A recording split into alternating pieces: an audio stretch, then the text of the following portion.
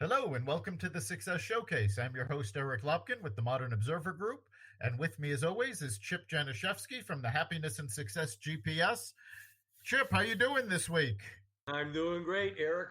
Winding down November after Thanksgiving and looking forward to December and all the holiday madness. Absolutely. Heading into the holiday season. And, I think the holiday season is a good time for our guest today because he talks a lot about giving back. So, Chip, why don't you introduce him? Yeah, my friend Jason Gibson, who's our guest today, is an absolutely perfect guest, and he's a gift to us today, too. I met Jason back when I was doing some work over at the Institute of Technology and Business Development. I was just teaching a quick entrepreneurism class, which Jason was a part of. And part of it was putting together a business plan. And that was going to be the next session. And Jason said, I have something in mind. Can I share it with you? And I said, sure. And he shared me this vision about the handkerchief, which is just a heartwarming, touching story. And basically resulting from that is a business that we are putting together to really serve youth, not only around here, but all over the country. So Jason, your story is amazing. So tell us how you got from point A to point B and how you're here today. Well, good afternoon, and it's a pleasure. Thank you for having me. My journey started way back in 1969 in Waterbury, Connecticut, where I was born. Grew up in an impoverished neighborhood household. I was born the seventh child out of 10 to a single female-headed household.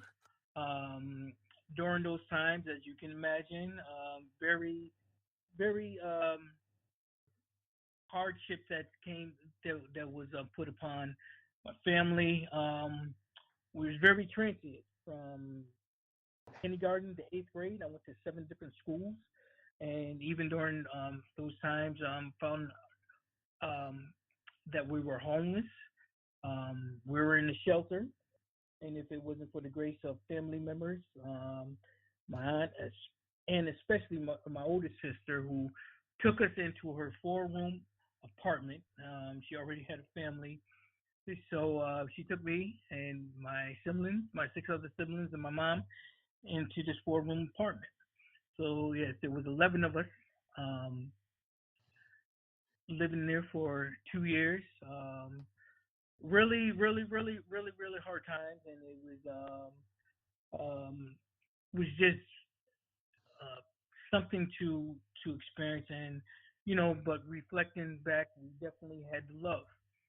When it wasn't until my 9th grade year, my freshman year in high school, where we were able to get an apartment of our own, and we were fortunate to have stable residency for all 4 of my years in high school. At that point in time, I definitely knew that I didn't want to look back, so I found a way to put myself through junior college at first, and then transferred over to Central Connecticut State University, where I graduated with a bachelor's of arts in social work. I took on an internship at the Boys and Girls Club here in New Britain in 1991, and then I had a part-time job, and then I was hired in 1995 as a full-time program director, where I held that position until 2 years ago. I resigned that position to take on another position with the Consolidated School District of New Britain as a family school liaison, where my main purpose is to connect families with resources that may help them to overcome obstacles that's preventing their students or that students or siblings from going to school. In the meantime, the hardships and the tragedies didn't stop in my life. 4 or 5 years ago, unfortunately, I found myself losing 2 siblings, 8 months within 8 months of each other, unexpectedly. And there was one day I was just sitting in church and really exulting the pain and the sadness that was that overtook me at that time. And there was a member of the congregation. Like I said, I still remember that. Didn't say a word. Didn't ask for anything. Didn't need to. He handed me over his handkerchief, and I was just, even at that moment, I was just like, wow, you know what? Such a small gesture at the time can mean so so much powerful for individual or human being that the other person, really, unbeknownst to him, didn't know how much of a impact that would be. But that's where I really started to envision and looking back at some of the hardships that I had endured through my lifetime. But at the same token, just realized that, you know what, there's been a lot of good people, including family members, friends, strangers, that really provided and helped support us through those times. Not knowing how I could, or when I could, or if I could, but I vow that if I ever come into a position where I could give back and pay it forward, that I absolutely gonna give it 100% to as- just give back. In my way of saying thank you, it may not be to the individuals that helped me, but at least I hope it will be some compensation, knowing that their gratitude did not go in vain. So I was asked to take a course at the Central Connecticut State University, the ITBD building at the time, and I believe it was a three-part course, and one of the courses was business strategic planning, and that's where I met Chip, and one of our homework assignments was to put a strategic plan together, and he said, I said, you know what, I had something in mind. Do you mind if you take a look at it and let me know what you think? And at that time, I called it the handkerchief because that was still in my heart of that gesture that was given to me in church. And I just went along and told my story and just wrote down my story and then say, you know what, my vision is to have a platform, to have a space where people who usually don't know where to go or where to get to navigate as far as getting resource or knowing the resources that's available to them, and to really reach as many families and individuals that I can. Um, Part of it was just my vision, but most of it was, I believe, my purpose. That I believe that we all have a purpose in life, and I believe that's my purpose, is to be that connecting, to be that person to help as many as I can. Um, right now, we're still developing. Chip has been wonderful. Jotting down. We taking measures, see what we need. What resources do we need? What is the population that we trying to reach? How are we gonna, do the outreach? How are we gonna let folks know that this is what's happening? Um, it's just been a blessing, um, and I know that it's going to be out there on the media, social media, sooner than later, I believe. And I'm just feeling blessed about the position that I'm in now. Yeah, and it's an amazing story again, Jason, with what you've done. And basically, you've taken your life and you could have just run with it, run away from everything, and here you are using your experiences and most importantly your big heart and love and desire to pay it back and help a whole lot of people.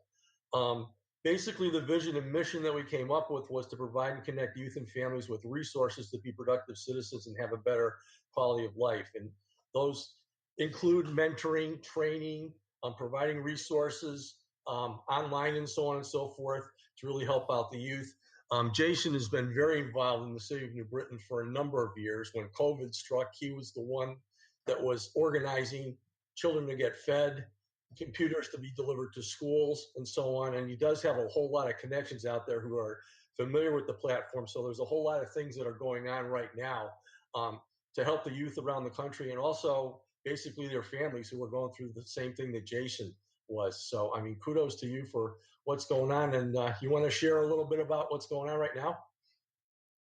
Um, being that we just coming over the Thanksgiving holiday, I was fortunate to connect with, let's say, once again, what I said, just great people. The Gable Basket Brigade. I was able to help secure 200 gift cards for families of the Boys and Girls Club in the surrounding community, the Britain community. Um, right now, with COVID, a lot of things have been put on the back burner as far as school goes. The school district right now is on remote for the next 2 weeks. I'm just really making those connections. What I helped with our school district was to make sure that all the kids in our school is able to have a device, uh, electronic device to do remote learning. Whether it was um, help them gain access to Wi-Fi or a personal hotspot. Um, right now, we're looking. I'm looking to help secure resources and funding for the Christmas holiday. Um, it's just been a lot going on um, as far as resources that are needed. Um, a lot of people that I spoke to, a lot of families that I spoke to, once again, just like the everyday essentials or the basic needs, as far as transportation, getting to appointments. So I'm looking to secure bus passes. Um, other things is that's more prone to a lot of people is they're worrying about whether or not they're going to be able to have heat in their homes or food on their table. So I want to put something out there to make that connection with energy assistance and um, really let folks know that they're not alone. I know it's hard, it's not easy, but and we need resources. We need those connections. We need a lot that's going on. I mean, this is new, and I'm trying to let people know this is new to everybody. It's nobody's fault, but unfortunately, it's hurting a lot of people harder than most will know. And being right there in the midst of everything, knowing what a lot of folks are going through. Even though sometimes I'm able to help, I'm able to make that connection. There's part of me that just felt that I'm not doing enough, and I just want to do more. And I want to reach out and really get this platform out there because there's really everywhere you look there are people that want to give back, that want to support. Sometimes those that are fortunate to do that don't know how themselves. So hopefully right now what we're doing is making those connections, securing those resources, securing that whole platform atmosphere to reach as many families as we can. Yeah, That's really fantastic. And yeah, I love the phrase you used. You don't feel you've done enough. There's a lot of folks who have gone through similar situations to you, and they've taken the attitude that, you know what, I've been through enough. The world now owes me. And you're turning it around and saying, you know what, there's other people that are in situations like me. I got out of it. I want to help those people. And that mindset is fantastic. yeah, and Jason along the way has made a whole lot of connections. He has the city government behind him. He knows the mayor very well. In fact, the mayor tried to make him run for office and stuff. He has the schools behind him. I mean, basically, what he is the voice of awareness that, hey, we got these problems out there. We got to do something about it. And he's the one that's starting to do things about it and rallying the troops around him. It's just an amazing, amazing thing that's going on. So, Yeah. Yes, and to your point, Eric, I just feel that I don't know. There's this. It would be selfish of me to say, okay, you know what?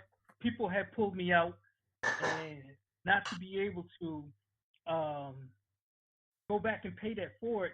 There's a guilt that sits upon me that you know gratitude goes a long way. It's the most powerful gift I think that we can give, that a human being can have, and I'm just grateful. Yes, I lost a lot in life. Yes, there was hardship. Yes, there was things that I wish were better. But you know what? Once again, I believe that I'm fortunate. And it's always a blessing to just have people encourage you too. And that's one thing that I have to give to Chip. If he doesn't hear from me, he's gonna get in contact with me, and that's the blessing in itself as well. Just to have people that encourage you and to keep inspiring you.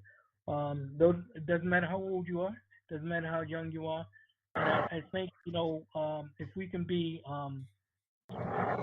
bricks of a foundation, we can build something special, and that's what I'm looking forward to. That's great. Now, what do you see Handkerchief turning into? What do you want to accomplish with this? I I want it to be a platform once again where um, families or individuals can feel comfortable of reaching out and having a connection to resources. Not always have to be a financial connection, but just a resource, just a place where they know that if they're looking for housing, they can navigate through it. If they're looking for clothing, shelter, food, and one of the biggest things that I see that is overlooked is bereavement services, counseling services. Um, I know that in New Britain, especially in New Britain, there's a lot of young people that lost loved ones, at a very young age, and um, right now there's really no pinpoint bereavement services for those families. A lot of families believe that writing on the back of a window, "Rest in peace," or having a candle vigil, and that's it. There's so counseling pieces really wanted to be out there to say one you're not alone. You know, Others have gone through similar path, may not have been the same path, but not similar path. But we're here. We want to help you. Um, and this is a place to start. Everybody needs a starting point. We may not be the um, beginning and the end, but we may be the beginning to an end of certain ills that are plaguing the families. So, would really see and really vision, you know, um, like Chip has stated, training, whether it's job training, whether it's mentoring, whether it's academic support, you name it. This is where I vision. There's a lot of places where we can go with this, and it's putting it all together and having that plan and having that vision and executing it to the best of our ability. Yeah, and looking at my notes, I know that we'd written up a mission vision statement, but this is what we have, and it's just amazing. Yes, To build communities that will guide and support individuals, especially our youth, via counseling, coaching, mentoring, educating, and providing shelter, food, and outreach resources for overcoming obstacles in their lives, and then celebrating their victories with them as they're yes, accomplished. Wow. yes, yes. And that celebration is always a good thing too, because like I said, there's an into something, into um, an obstacle that a lot of people seem at, they look at it and say that it's impossible. I can never get over that obstacle. But once you get over that, and that celebration is a good celebration. Absolutely. And it's not just important to celebrate overcoming big obstacles, but it's important to celebrate overcoming the little ones Yes, because that builds momentum that makes it easier to get over the big obstacles. Yeah, and what yes, Jason's building is a team of people to do this, and celebrating with each other is such a big part of it too. and the one of the main focus point too is having someone believing. That goes a long way. Um, like I said, there was many times where I had people who believed in me when I didn't believe in myself. That's the other thing that I want to instill in folks, because sometimes it is difficult to see that there is something better in life that it is hard to see that when you never saw it before, or you never had that encouragement. But now, having experienced it, having gone through it, but also realizing that, like I said, there's a lot of great people out there that go unnoticed, and I want to tap into those resources of those that really want to be part of this, and really, like I say, it could be the simplest ways of giving back. Because I know the benefits of really having a person turn their life around. Yeah, it's so important to have somebody that's going to offer that encouragement. That very often can be the difference, but that turns somebody's life around when they see that yes, somebody else thinks this is possible and they can do it. It's a big boost to help people, especially when they're going through such hardships, to say, yes, they can turn this around.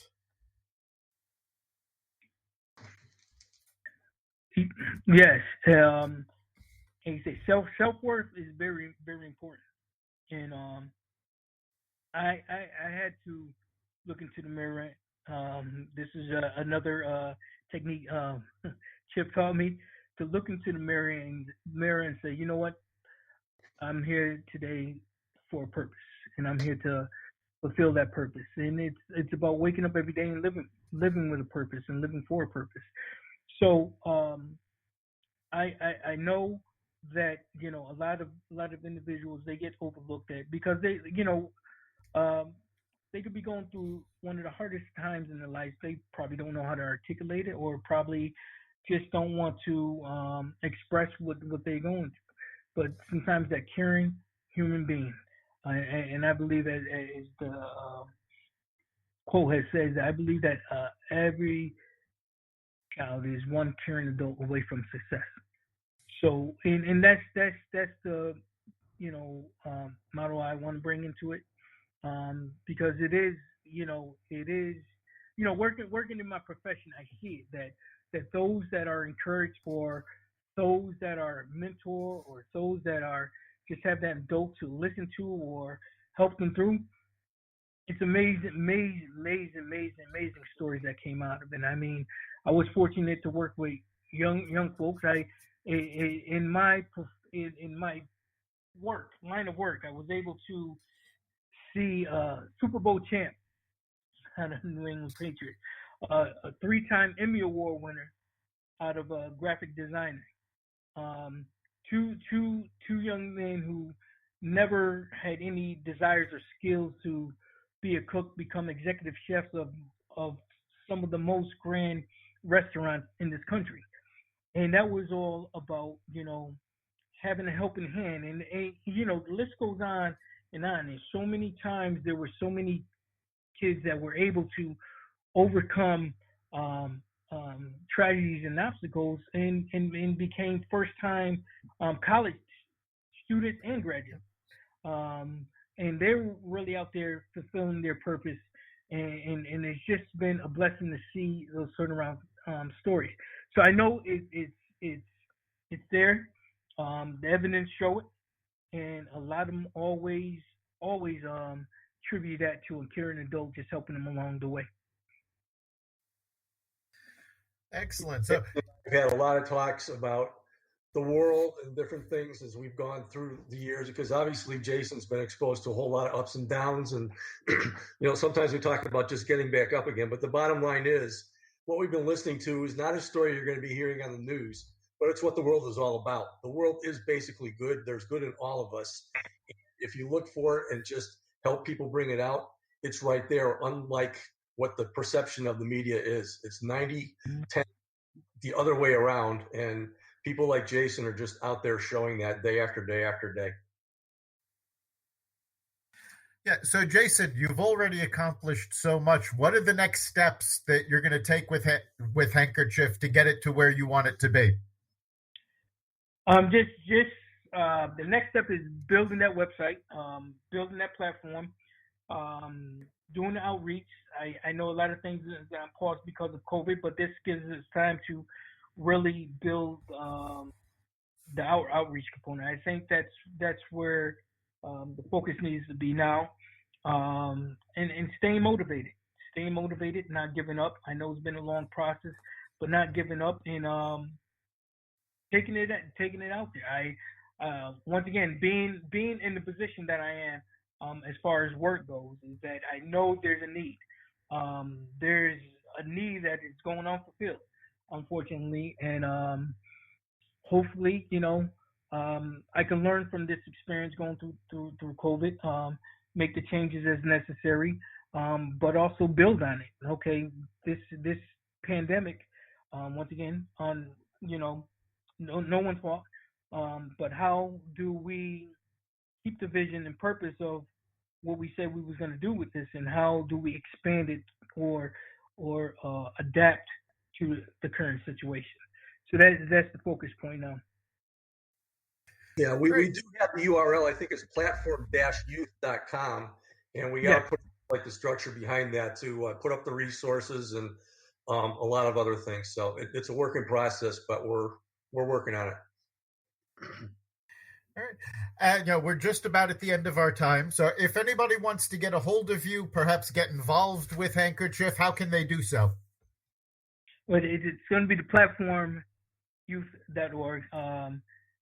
Right now, they can contact me via email at jgibson, JAYGIBSON09@yahoo.com. Fantastic.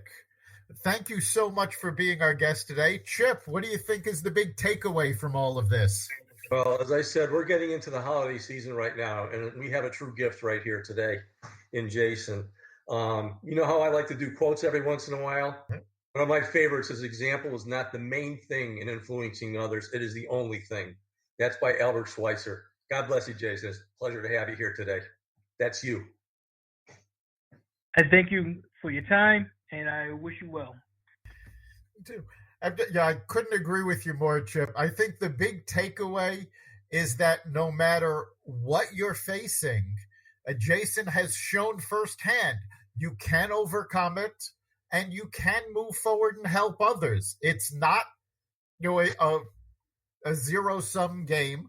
You can give back and make a difference. Even if you've gone through all of this hardship, you still have it in yourself to overcome it and make things better. You've been listening to the Success Showcase. You can catch us every week at xvadio.com/podcasts. You can also find us on the Apple Podcasts app, Google Play, Spotify, iHeartRadio, Stitcher, and wherever you find podcasts. Remember, make this your best week ever and make next week even better. We'll see you then.